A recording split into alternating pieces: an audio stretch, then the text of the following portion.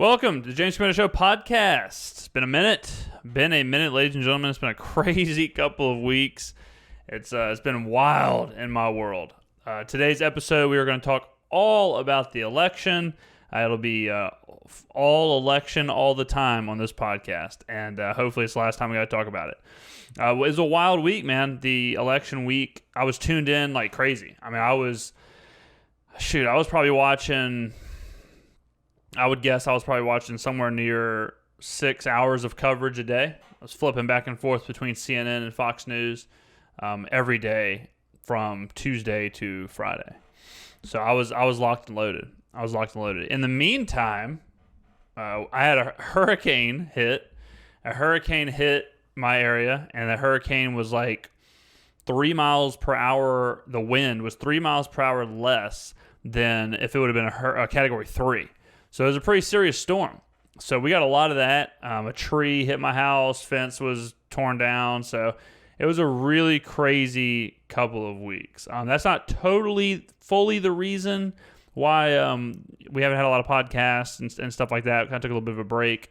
I would like to illuminate that a little further, go deeper into that, but I can't at the moment. So I'm hoping we can have like a more transparent conversation about that kind of stuff. It's nothing crazy, but if you've noticed, a drop off in podcasts and YouTube videos, there is a reason. So hopefully when the time is right, I can dig into a little bit more of that for all of you. So, but that's what I'll say right now. It's an interesting time. I mean, it's more. I feel like I'm in an in a kind of like a period of evolution, or like almost like a cocoon butterfly kind of step here. And, usually when that stuff happens, content gets, evolves as well. So that's a really vague way of putting it, but I don't want to get too deep into that right off the bat before we get into the election. Before I get to the election stuff, I do want to mention Alex Trebek passed away yesterday when I'm recording this. And, man, I love Jeopardy. I really love Jeopardy. I watched a lot of Jeopardy. Alex Trebek, I was pretty sad. I mean, anytime a monument of American life like that passes, I mean, he was 80 years old, battling pancreatic cancer, so it wasn't like it was a shock or anything, but still to see someone like that go, and it's almost like a little piece of Americana goes with him. I don't think they should fill it. I don't think they should get a host. I mean, it's easy for me to say. I'm not the people working on Jeopardy, but if it was up to me, I would say, hey, we're not gonna replace them. We're gonna air reruns or whatever. I mean, trivia doesn't go out of style, so I think they could do that and go just fine. I heard today that George Stephanopoulos is looking to fill the role, and if George Stephanopoulos replaces Alex Trebek, I think I'll leave the country and I'll move somewhere. So be on the lookout for that for me to go across over the seas. So let's talk about the election, huh? Now, this is going to be a much more structured version of the podcast because there's so much to talk about and there's so much to get through. So this isn't going to be edited or anything, but it is going to be way more structured as far as like this theme versus just an open-ended conversation. Because there's so many layers. I mean, you're talking about an onion. Like this is the ultimate onion. So let's talk about the first thing I want to talk about is my thoughts on the idea of the election being rigged. So this is something that I've really battled, or I've really kind of opposed, I guess you could say, is this idea that the election was rigged, and that more than that is that the idea that the only possible way Donald Trump could lose would be if it was rigged. And, he echoed this, and a lot of the supporters are echoing it. And I think that rhetoric is very dangerous. The rhetoric that, it's almost like, I heard someone talk about it. It was like he's lighting the house on fire and leaving out of the back door. And that's kind of what it feels like. Kind of feels like it's like, hey, look, this shit is screwed. We got screwed. We got it's rigged. It's against us. Everyone's against us. Don't take this lying down. And then he's out of there. And to me, all that creates is it like puts a stamp on that division of his most radical supporters. And it allows them to kind of leech onto. It's the same thing we saw with Hillary Clinton in 2016, where a lot of her supporters, they never really got over it. And, they cry. I mean, how long did we have to hear about Russia, and how long do we have to hear about all that stuff? And, a lot of people just never got over it. And what that created was this, like, what we saw in this election, where no one was voting for policy, or no one was voting for anything. It was just a pushback on Trump. It was just a pushback on this one singular person. And it goes both ways. And an exercise that I've been doing with people is I say, take the sentence and have the sentence say something to the tune of, I can't believe blank lost this election. I can't believe blank won the election. Blank isn't even fit to be president. The only way that blank could have lost the election to blank is if blank interfered. This was rigged. And you can make all those blanks, you can fill them in as if you were a Hillary Clinton supporter in 2016. You can say, there's no way Hillary Clinton lost to Donald Trump. Donald Trump's not fit to be president. The only way that Hillary Clinton could lose to Donald Trump is if the election was rigged, or if Russia interfered. Then you could switch over to this year and have the complete opposite side of the aisle say, there's no way Donald Trump could have lost to Joe Biden. Joe Biden's not fit to be president. The only way that he possibly could have lost to Joe Biden is if there's interference from China, or if there's interference from a rigged election system, or mail-in ballots, or whatever. And it's one of those things where, to me, it's a lot like where people, whenever like their team loses or something in a Super Bowl or something, and you hear like, oh, well, the Super Bowl was rigged. The NFL wants the Patriots to win, or whatever. And then it's like, well, if you believe that, if you're there, if you are at the point where you believe that the NFL rigged the Super Bowl, or if that an election is rigged, then to me, you're pretty much done. You know what I mean? Like, how are you supposed to ever watch a football game again if you believe that the Super Bowl could be rigged? How are you supposed to ever believe in America again, or an election again, if you believe that it was rigged? So it's one of those things where it never ends. There is no end. Like, it's funny to me because, like I always tell y'all, politics are a circle, and the most radical are the closest together. And it could not be any more true than the last two elections. The Hillary Clinton supporters who lost in 2016, they acted exactly how the radical Trump supporters are acting now. It's the exact same thing.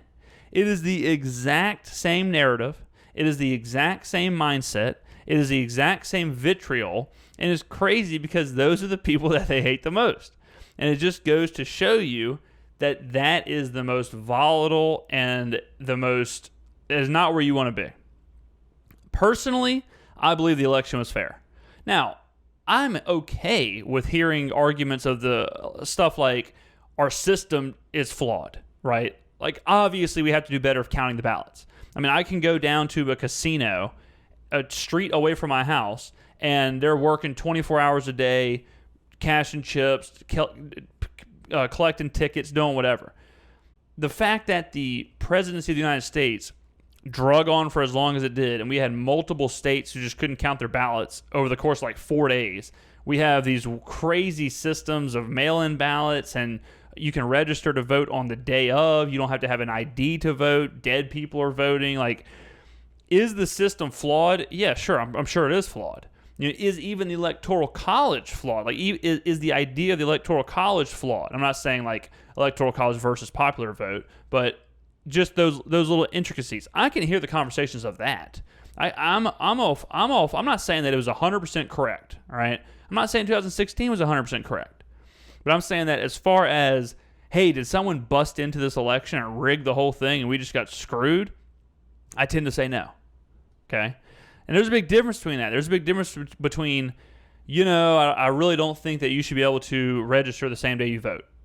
There's a difference in that argument, and I think Democrats hatched coronavirus in a lab and spread it over the world in order to have a reason to do mail-in votes in order to steal the election.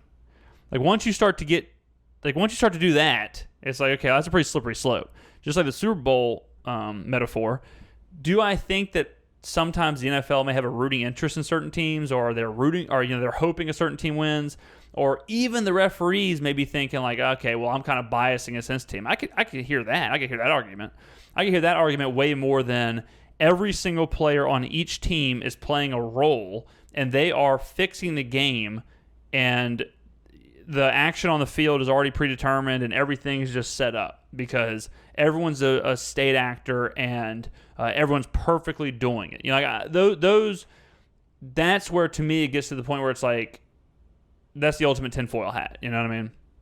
I mean, I've heard so many arguments about the conspiracies. I've heard like each state is a different conspiracy basically, and all of the Republican states were the states that fought the conspiracy, and the blue states are the states that just they couldn't fight the conspiracy. And like I said, I've heard that Biden paid off Joe Jorgensen to run to take votes away from Trump. I've heard that Biden paid China to create the coronavirus. I've heard Biden and his team created the coronavirus. Like, I've heard all these things, and it's just it's unbelievable. I mean, it's really crazy, because the thing that I don't understand is, why would they rig the election but they don't rig the Senate? I mean, if they could rig the presidential election, they could also rig the Senate and have complete power. And I think that's what people are kind of missing out on, is this idea that okay, Biden's the president, and we'll talk about this later on. I don't even know. I'm trying to stick to a theme, but it's getting harder. But this idea that, like, I think it's because of Trump, and people are so divided that they're rooting for their guy to win, right? And if their guy doesn't win, they think it's the worst thing of all time. But when you really look at this, and you look at, like, okay, well, what will the next 4 years look like? Let's just say it's Obama's presidency. I was telling somebody this the other day. I was saying where, we have an idea of what Biden's presidency will look like because he was the vice president for 8 years, and Obama was the president. Like that.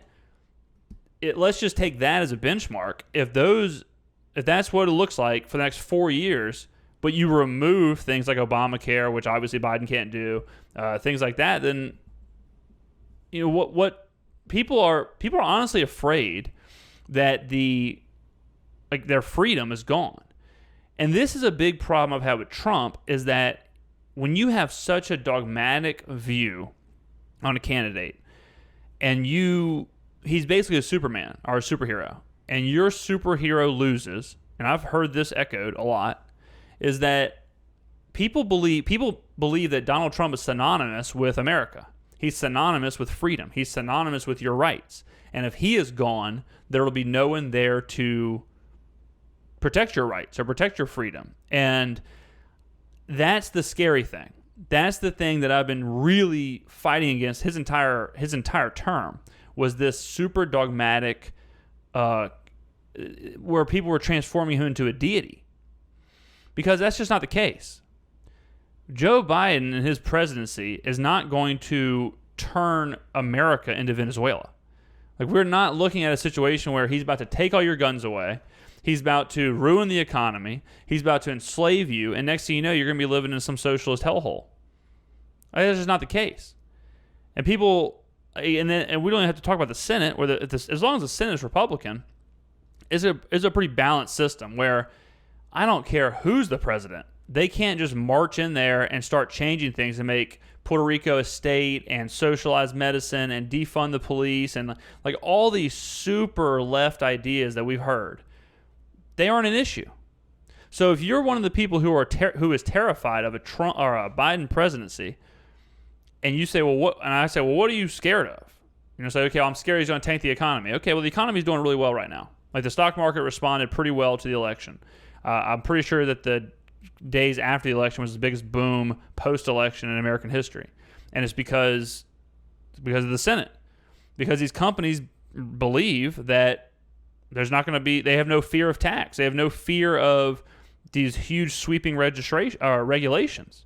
So if they're not afraid, and they're dumping money into this market and giving us this huge market boom, I tend to trust the market and these businesses and these professionals and all that, I tend to trust their money way more than I trust a 55-year-old guy on Facebook who still wears his high school Letterman jacket, right? So I'm just not as fearful. And I voted for Trump. I've told you all on this podcast a million times. I voted for Trump twice. And I don't look at it like my guy lost. I don't look at it like, some people are taking this how I took like when the Saints lost in the NFC Championship game to the Rams and with the pass interference call. People are taking this personally. They're taking it like their guy lost, their beliefs lost, their team lost, and the bad boys won. The bad team won. And that's the bad part, is that all of a sudden this is just so us versus them. It's so you versus me.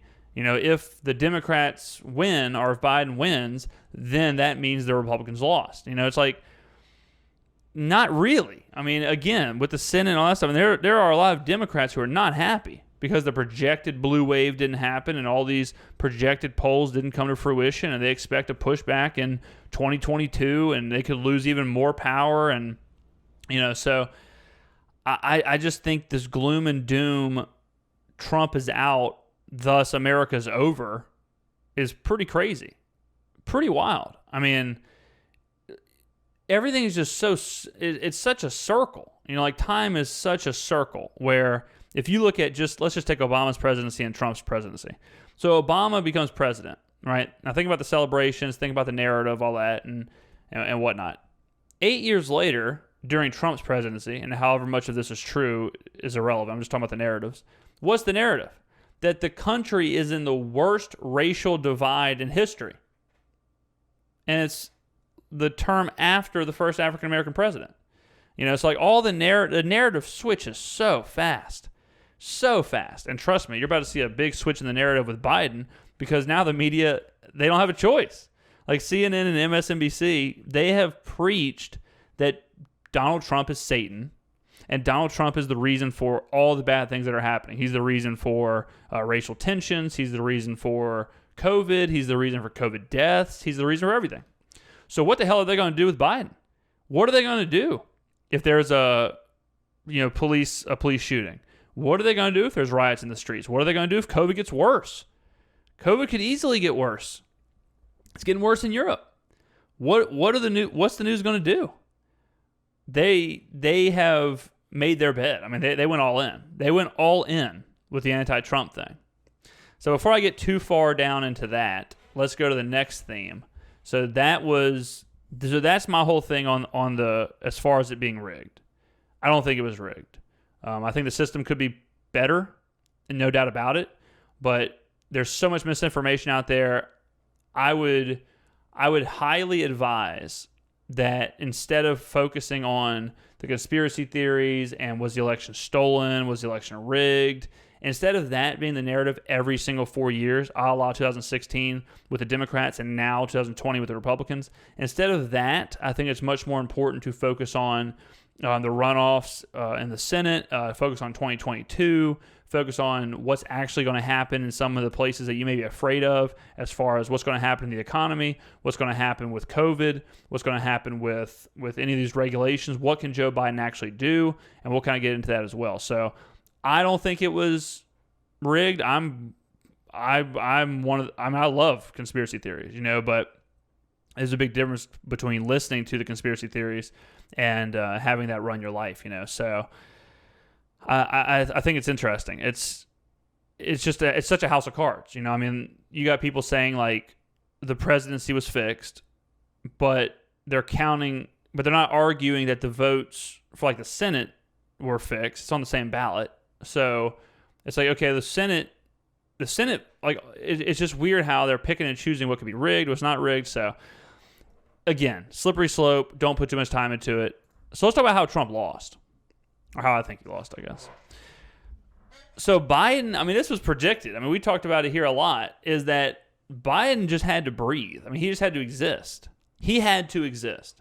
The last thing Biden did was win this election. The last thing Kamala Harris did was win this election. Kamala Harris, for being the ultimate Yas queen, again, she was at, 2% of votes during the primaries before she dropped out of the race.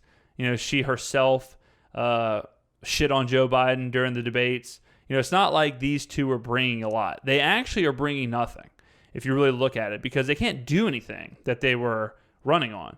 So what are they doing? What do they do? What they just sat there and they were the people on the ticket.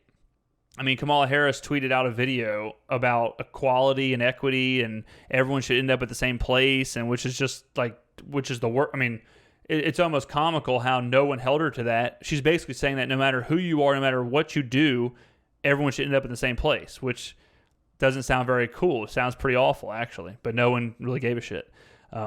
Honestly, this was not a Biden or Trump thing. This was pretty simple. It was either do you like Trump or do you not like Trump?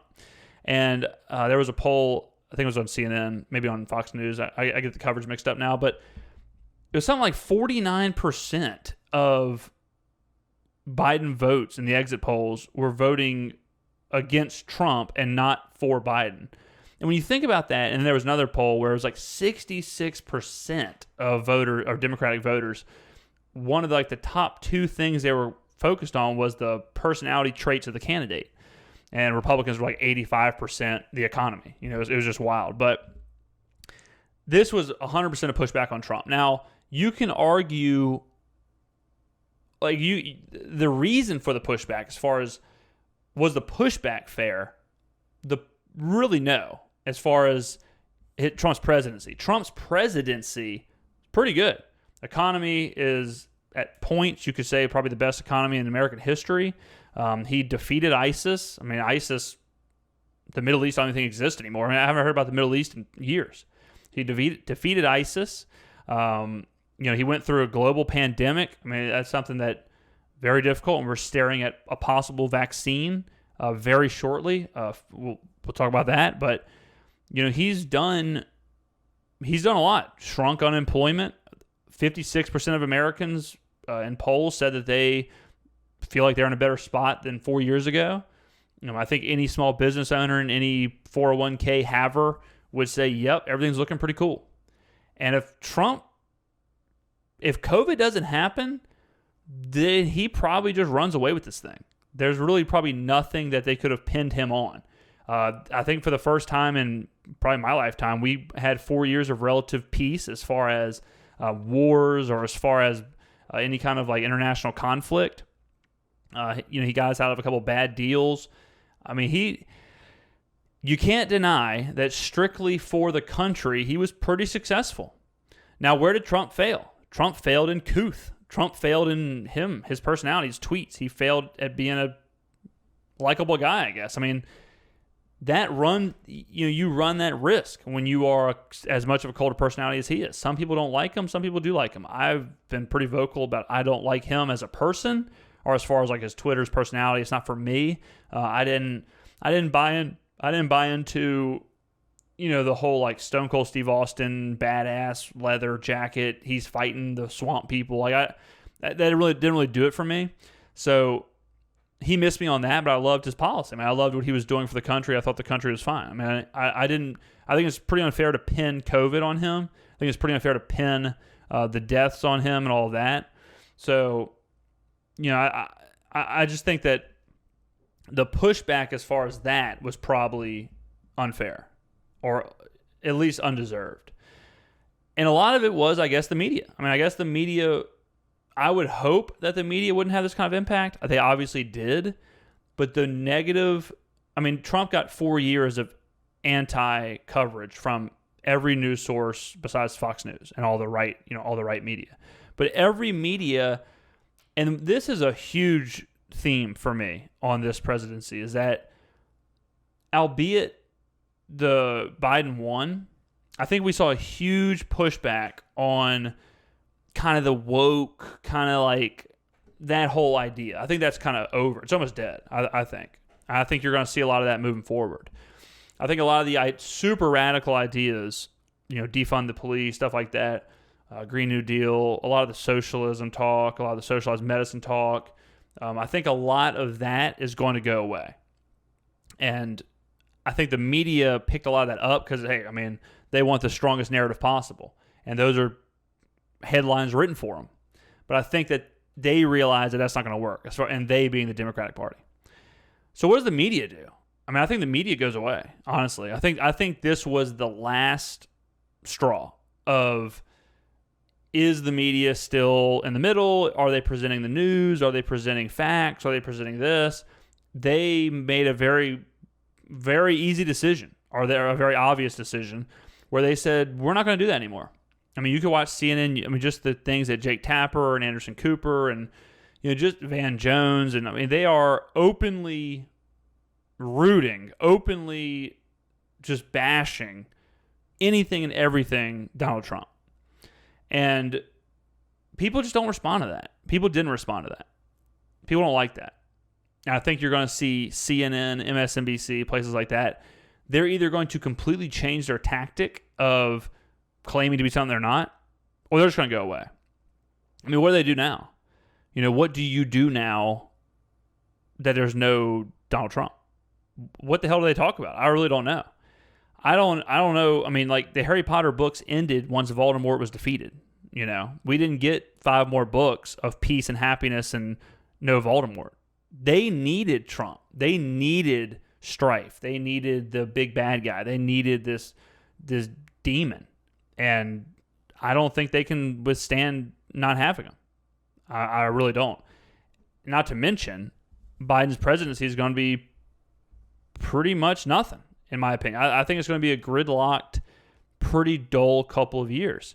And you got to remember, too, this is the first time in my lifetime, maybe the first time ever, that we have a president who's going into a term with 0 chance of running again under his own accord. This isn't like he's ran his 2 terms, or this isn't like he's going to resign or anything like that. You're talking about 4 years where he knows he will not run again. So the first 2 years is going to be where he really can do stuff. But what is there to do? As long as with the Republican Senate, there's really nothing for him to do. The only thing that Biden really can do that will impact, me and you and everyone else, is how he handles regulation with COVID. Will he shut down the country again? What will his COVID relief look like? What will his COVID task force look like? That's really where he's going to make his mark.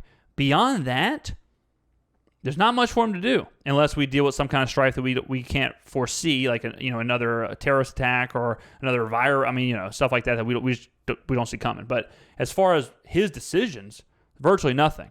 Then after that 2-year period, everyone's gearing up for the election.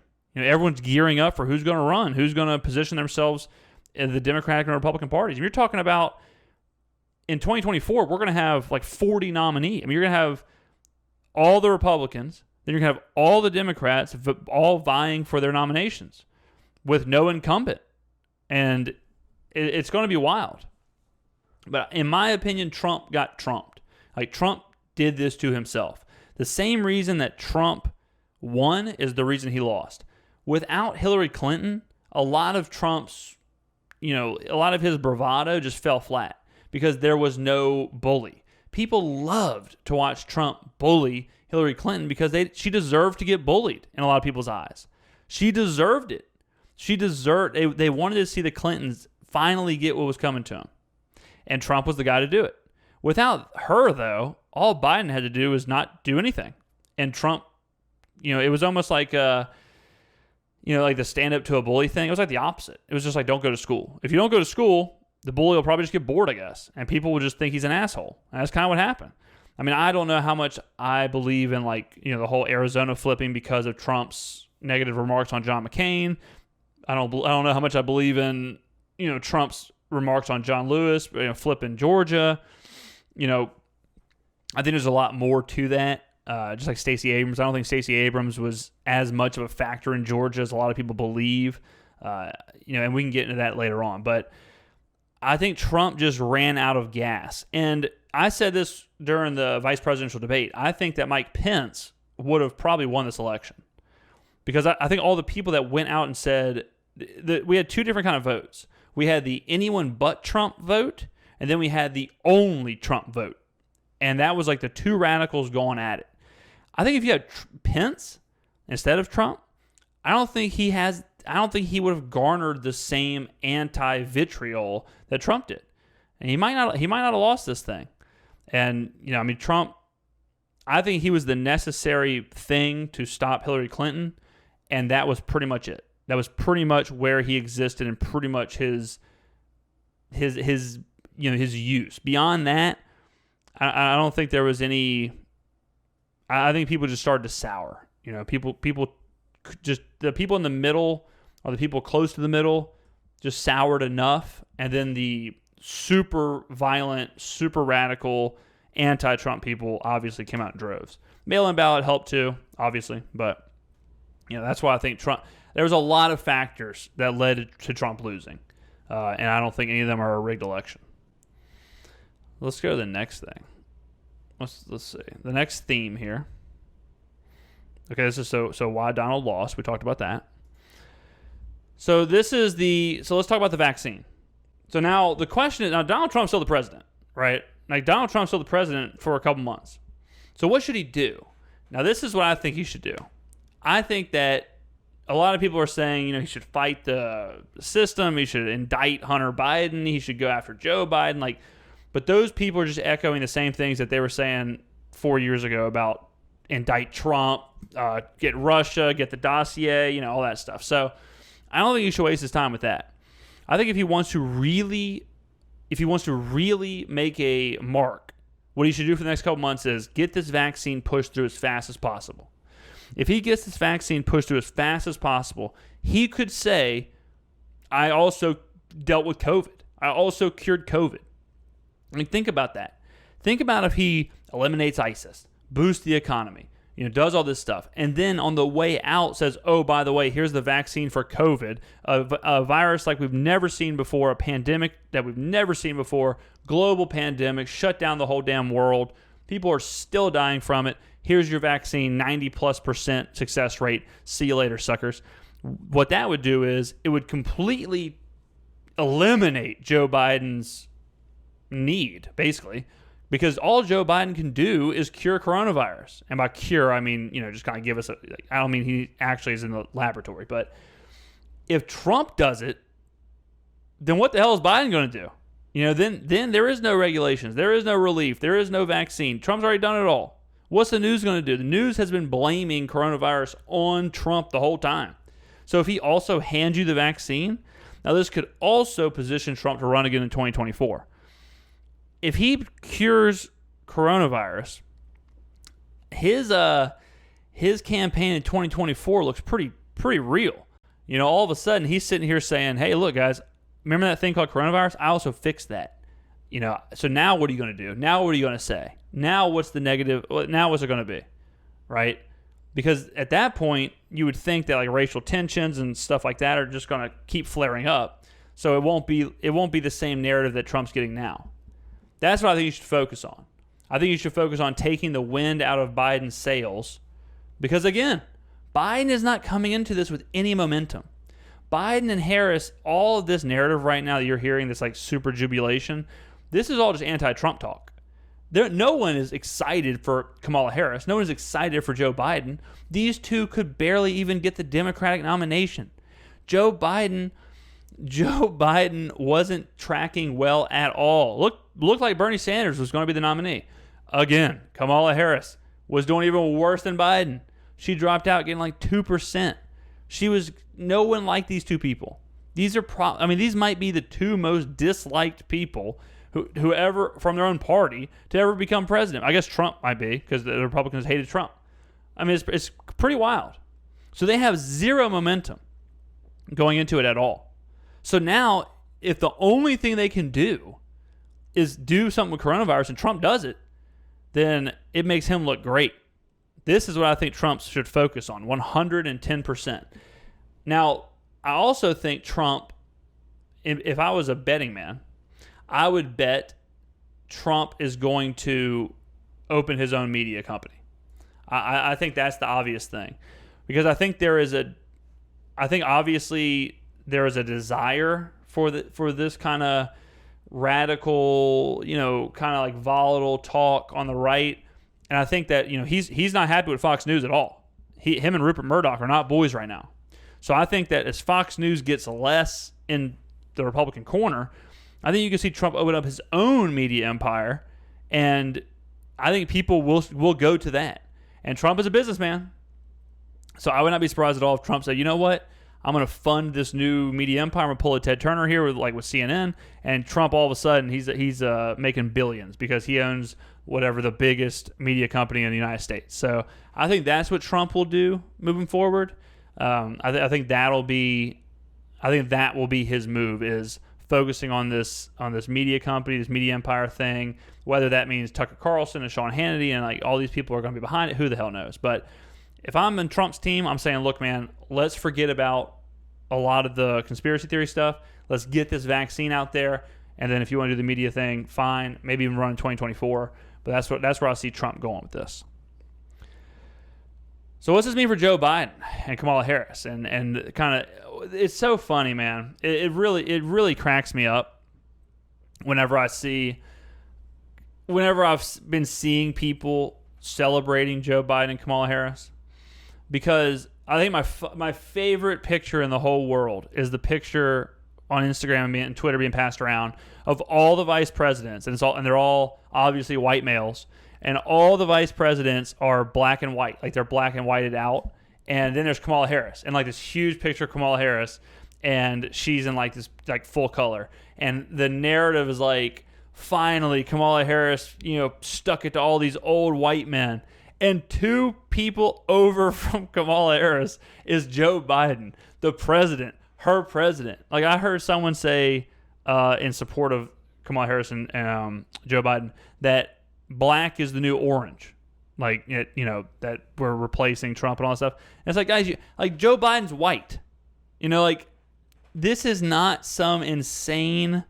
It's almost like they got so lazy they're just taking. I saw a lot of people just quoting Obama. They weren't even quoting Biden. They were just like, it would be like a picture of Obama and it'd say something like, like, thank God Trump's gone. Now we've got new stuff in the White House. Boom. Obama quote and picture of Obama. It's like, what the hell? He's not in the White House. And that's what I'm talking about. Those are the people who are just celebrating to celebrate. They're celebrating the anti-Trump move. And that ain't it, guys. That ain't it. That ain't the move. The move is not to just have these personal investments in politics. It's not who's the coolest person, who's the most Yas Queen, who's the most diverse. It has to go back to who is the right candidate. This is not a sport. This is not your favorite actor or actress winning an Oscar. It's ridiculous to see. And look, I'm not saying people shouldn't be celebrated. Just like with Obama, I think celebrating the first African-American president is fine. Celebrating Kamala Harris being the first woman vice president, fine. But it shouldn't be this like Kamala Harris is Yas Queen, and then the 13 or 14 Republican congresswomen who were elected, in the biggest year for female Republicans. I don't think that should be swept under the rug. I don't think the media should shit all over Sarah Palin, and no one mentioned anything about her Yas Queening. But then we have Kamala Harris, who all of a sudden is the ultimate Yas Queen.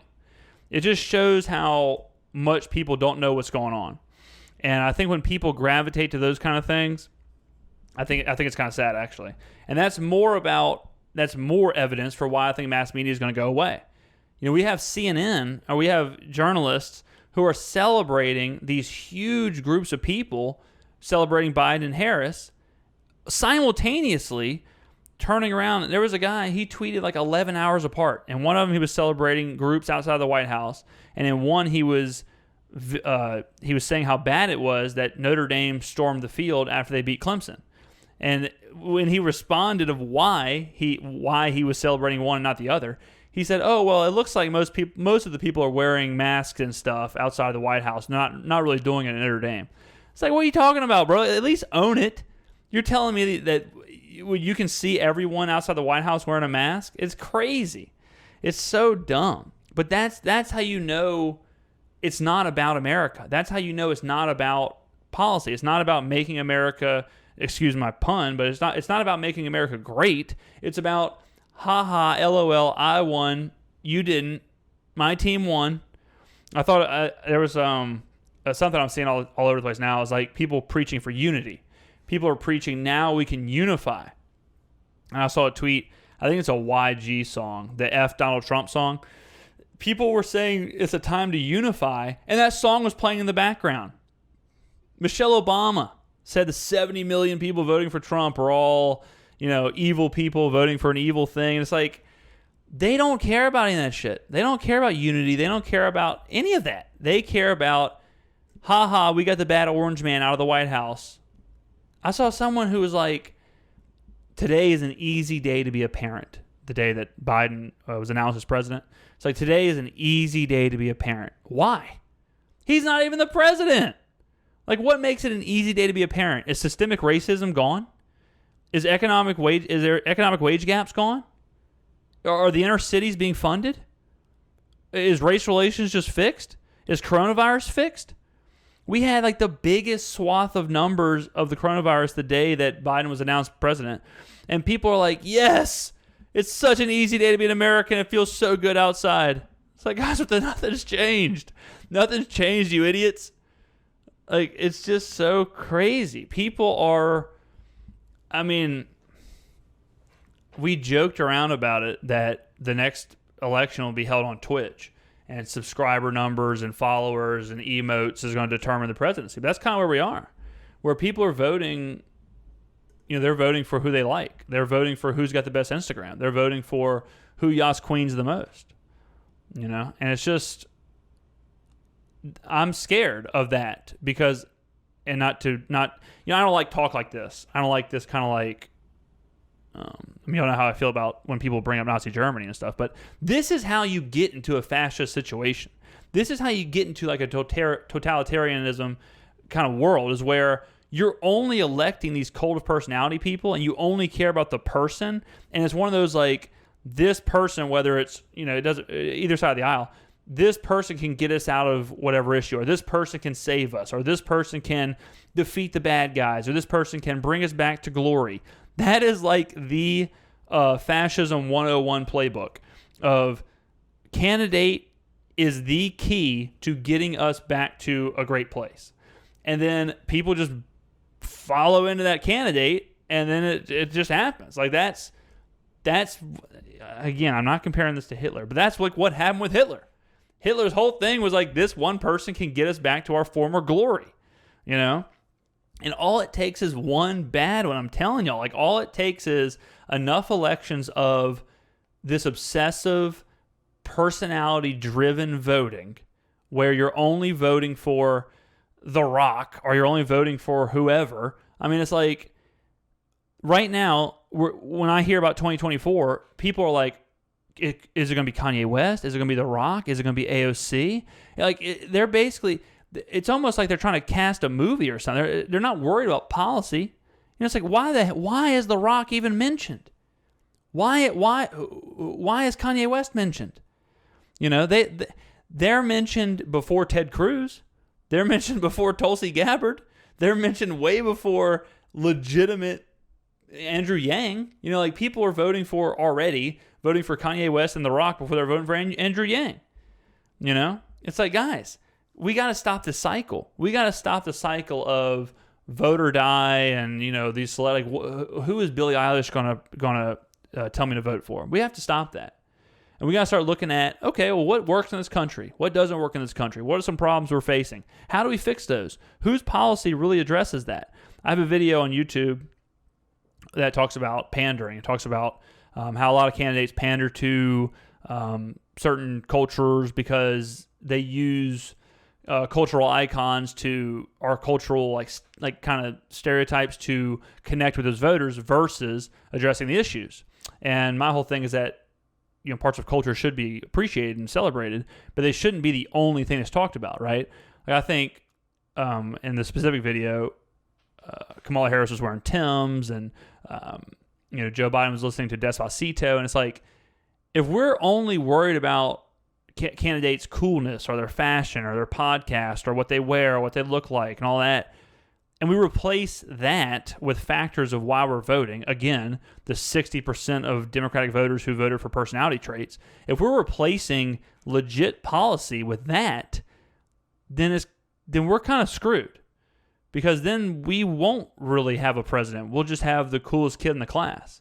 And a lot of the times, the coolest kid in the class probably shouldn't be the president of the student council, Like, just because The Rock's Instagram is pretty crazy and just because he's big and jacked doesn't mean that he should be the leader of the free world.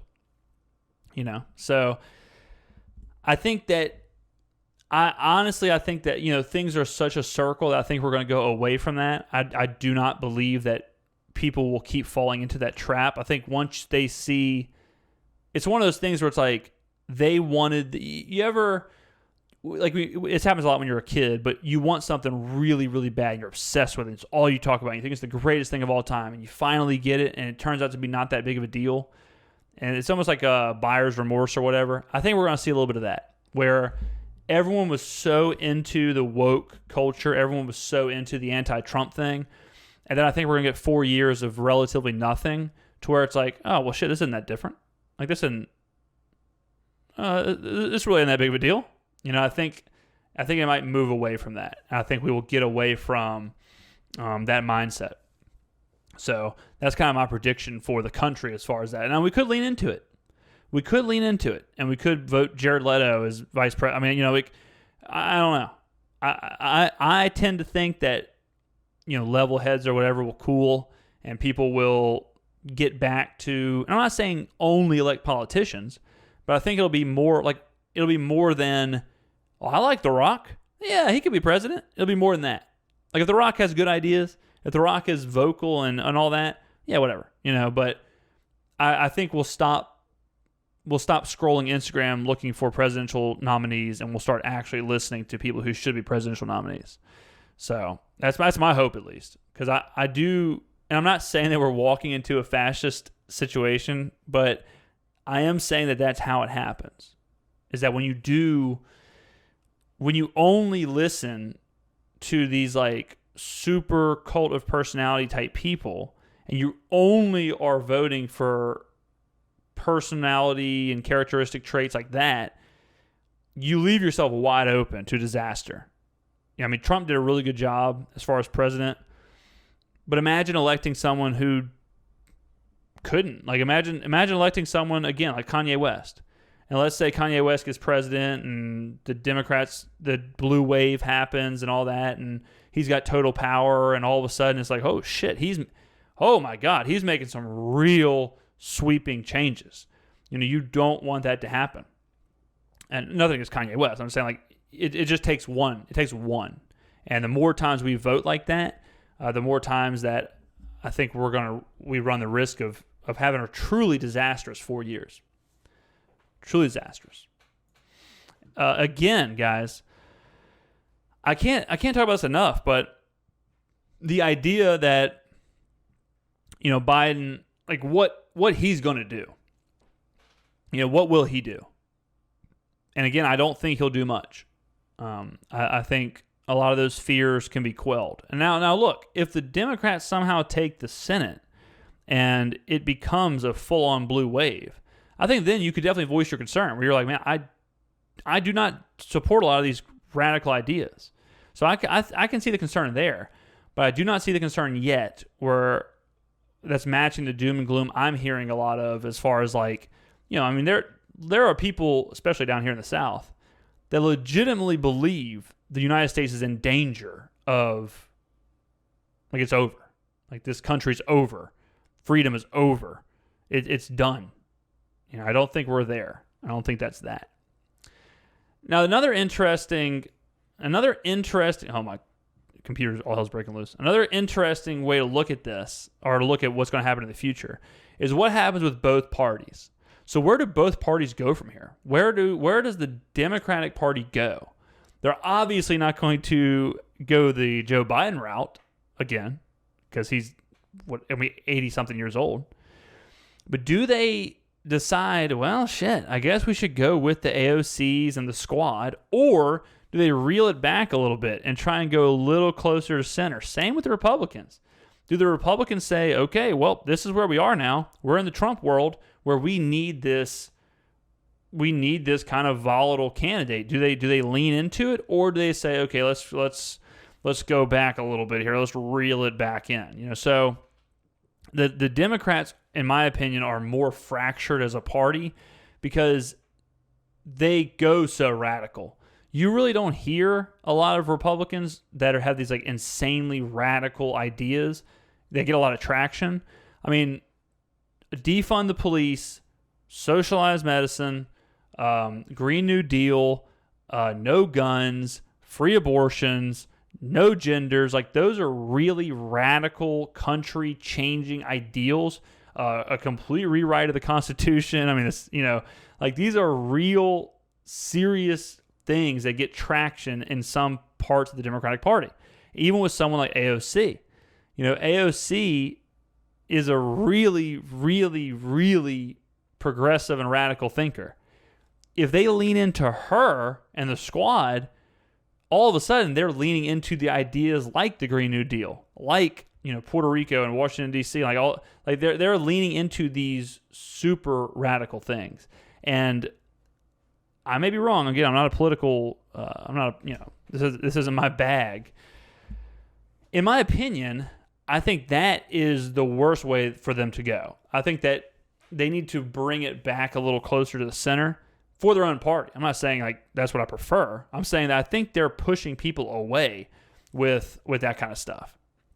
The more times, like, it should be like a game. Like, if you say socialism or socialized or words like that, if you say that enough, you should be disqualified. Just like if someone's saying the word like coalition or collective or stuff like that, it's like, okay, wait a minute, like wait a minute, aren't these kind of buzzwords for the bad thing, just like the other way, So I think the Democratic Party will fix. Now that's something Joe Biden could do. I'll say that because Joe Biden was against, or he was. I don't think he supports. At least I could say the whole defund the police thing and a lot of these other messaging and a lot of this other stuff that the radical left was pushing. And Joe Biden now has ammo to look back and say, "Hey, look, we got our ass kicked in a lot of places that we shouldn't have got our ass kicked, and it's because of a lot of this talk." So Joe Biden could bridge the Democratic Party a bit. And he could take the way radical left and meet it a little bit closer to the middle and maybe could solidify the Democratic Party. That could be a big impact that Joe Biden could have. We'll see if he does. But that is something that he could look for. The Republican Party, if I was a betting man, I would guess they lean into like the Ted Cruz's and people like that, and that's where we're looking at their nominee in 2024. Someone like Cruz, someone who plays that kind of ball. I don't think they'll do the Trump thing again. So I'm hoping that 2024 looks a little bit more relaxed and a little bit more or less volatile. But who the hell knows? But that's what I think. I mean, you look at, this is an article I saw where it says, which party will win the 2024 U.S. presidential election? Oh, this isn't it. There was one where it was talking about who will be the nominees in 2024, and the first 4 people were celebrities. It was like The Rock, Kanye West, Ivanka Trump, and I can't remember the fourth one, but it was like, it might have been, I can't remember now. I don't want to say someone, but just guessing, but it was like that. And then like the 6th person was, I think, Ted Cruz. It's like there's something wrong if Kanye West and The Rock are the top 2 in this article. So that's. I don't think it'll be Kamala Harris either. I think Kamala Harris is pretty as a candidate. I don't think she's very liked at all. The only reason she's the vice president is because Joe Biden came out and said, "I'm forcing myself to pick a woman and a woman of color." It's like, okay, well, there's only so many people, like, and to me, like that kind of talk, to me, just makes it worse. Like if it was me, I would want to be nominated or selected on my own merit. It wouldn't be like, all right, guys, look, I'm only hiring a 5'10" white male from Mississippi. Say, well, okay, I'm a little bit more than that, but all right. So I don't. If Joe Biden would have opened up his VP to anybody, I don't think he selects Kamala Harris. I don't think Kamala Harris is a very likable candidate. I think she's pretty similar to Hillary Clinton, honestly. And I think the more that she talks, the worse she's going to do. She's kind of like Trump, where if you let her, she'll get herself into trouble. I mean, she got herself into some trouble with Pence during their debate, and she had the protective security blanket of being on the other ticket than Donald Trump. So I don't think Kamala will be a factor in 2024. I think she's going to take this vice presidency and roll out in IMO. But that's going to be the podcast. I hope I cleared up a lot of my thoughts on the election. This went about an hour. I figured it would go about that long.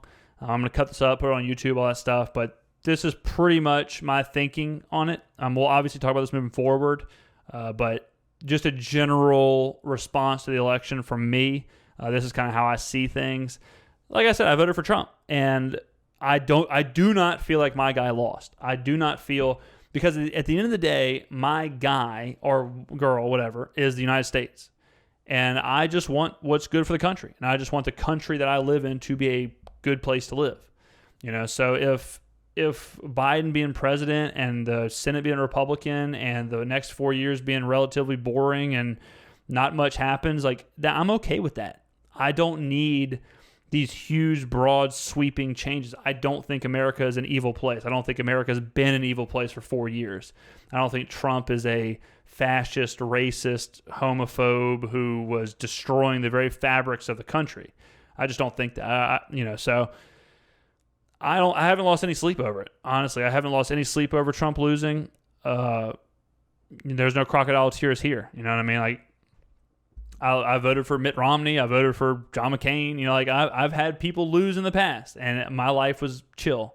That's what I tell people. 2008 to 2012 to 2016, not that big of a deal. Like those years, I was not living in it wasn't hell on earth.